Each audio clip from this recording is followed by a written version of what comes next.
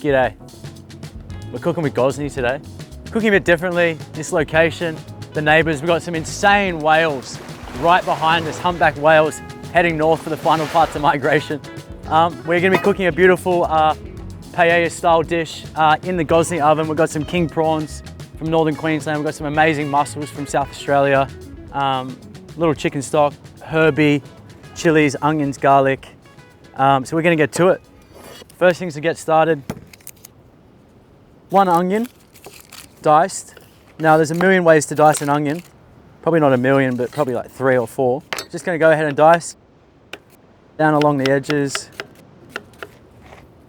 So that's that. In the meantime, we're actually gonna chuck the pan in the oven just to preheat it. We're gonna saute a little bit. That's gonna go in there for about 3-4 minutes. Can we just have a moment for how insane nature is? Like, we're out here. We didn't plan this, as I said, but just to have that there is, I don't know, it's a really special moment. I grew up on these rocks. It was kind of our pastime with my brothers to be in these exact areas, and to be cooking here today is just, I don't know, it's a really special feeling. So a couple of cloves of garlic.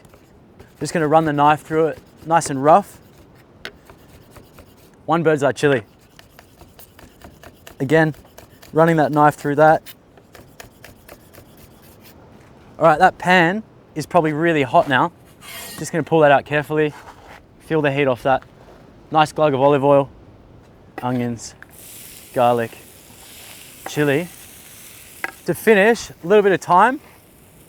This is definitely not traditional paella, and that's okay, because I'm not Spanish. A little bit of that aromatic flavor in there, so a little bit of thyme sprinkled around. Give that a little toss. And at this point, a little bit of salt. And that's just gonna go back in the goz. In here we've got some onions, garlic, thyme, chili, olive oil, and sea salt. I mean, just those 4 ingredients, 5 ingredients, literally smells like a roast chicken. So we're looking for a little bit further cooked than that. We just want to take it kind of translucent, al dente, and that natural sweetness to start coming out of the onions. In the meantime, we have some beautiful prawns, amazing mussels that we're just going to debeard. So essentially, with mussels, there actually is a beard that comes on it. Quite a weird thing, really, for a mussel to have a beard. But all we're going to do is just pull this beard down, and it actually comes out. They don't all have them, but it's important to check throughout each one. Again, there's the beard. Just pulling it down, and these mussels are going to go whole into our paella at the end. Beautiful, steamed, opened up. Alrighty, so onions are perfect. From here, we're going to add in some rice.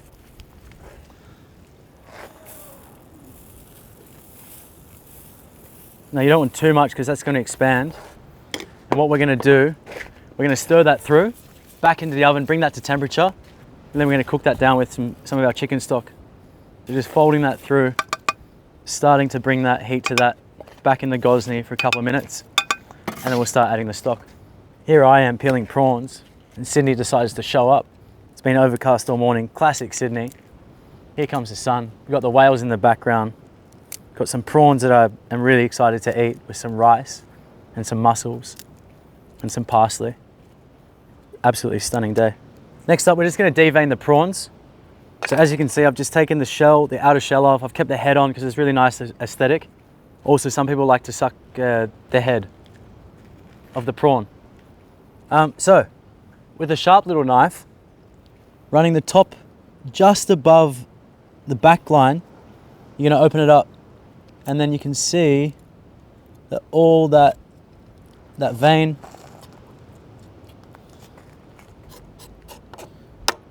the tract is going to come out. And we clean that, and there you have a beautiful clean prawn.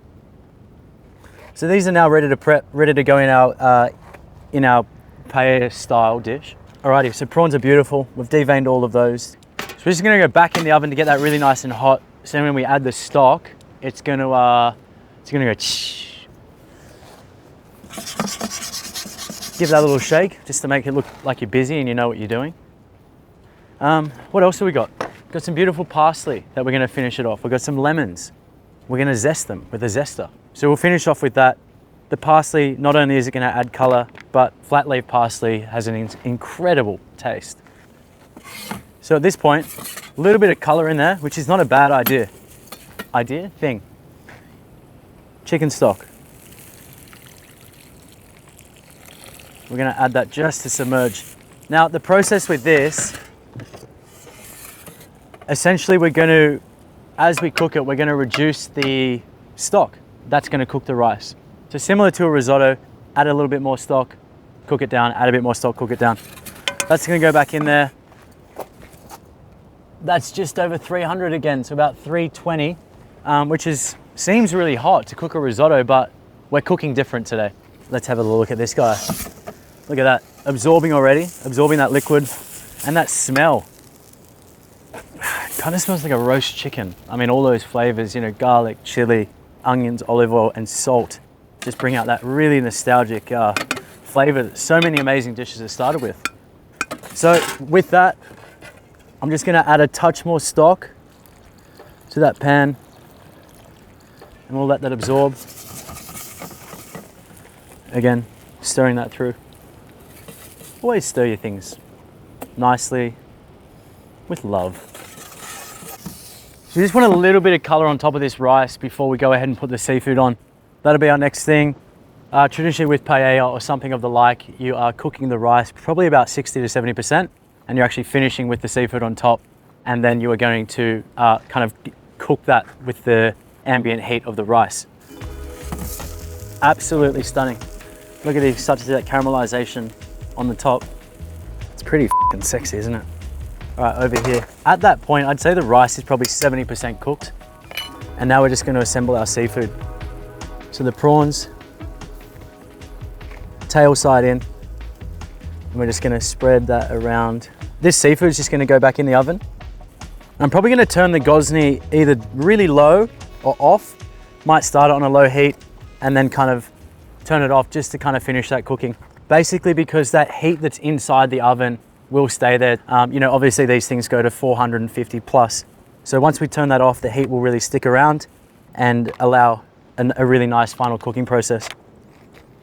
And with the mussel, we're just putting them on that bottom side, that bottom lip, just placing up. So that's gonna actually open up.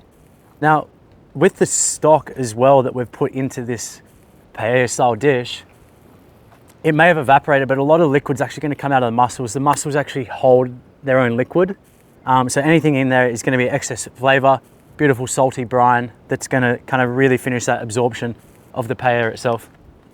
Alrighty, so this is just going to go back in the oven now. I am going to pop a bit of olive oil on there because it is just so gorgeous. And a little bit of black pepper. This thing's amazing, my favorite.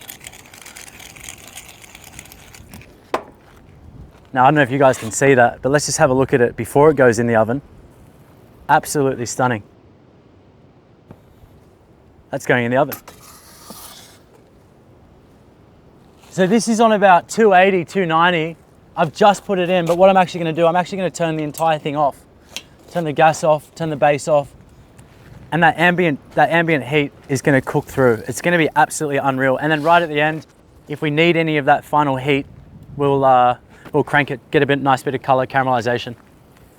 You can already see the mussels are starting to open up. The prawns are getting this beautiful color. The heads are getting this unbelievable caramelization. This is a dish to try at home. Final stage of this, you need a parsley, a bunch, a knife, some olive oil, some salt, some lemon juice. What we're gonna do, this is just gonna be like a really kind of nice, fresh, fragrant kind of salsa that's going to go over the top of the paella. Not only color, but flavor. We haven't put any citrus so far in it. So this is going to be a really nice finish. So with that, parsley in there, a good little glug of olive oil, shing, lemon zest. If you don't have a microplane, get yourself one. That's all. And then that beautiful shot, cutting lemons. Lemon juice.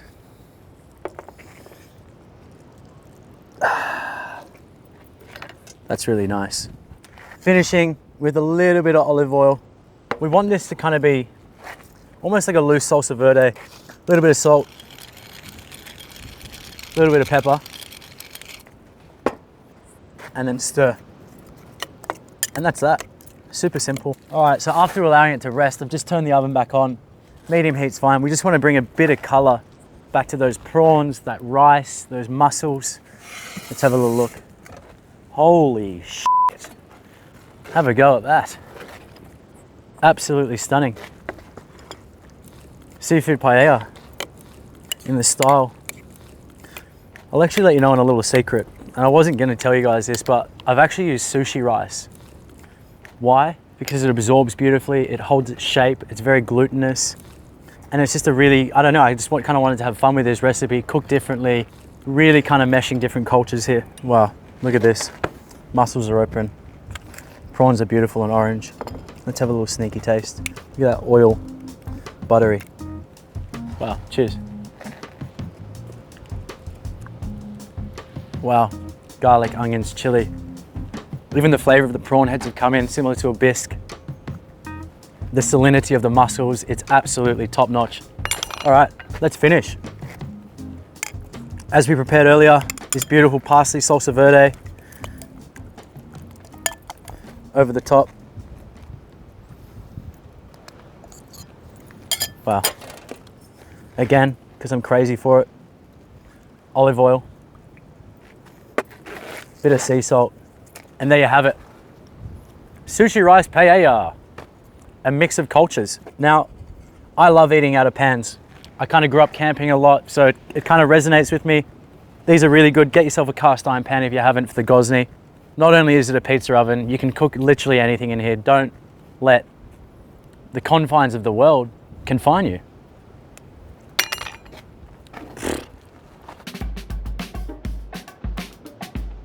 Alrighty, so which camera? So to the main. Oh, you're still catching me.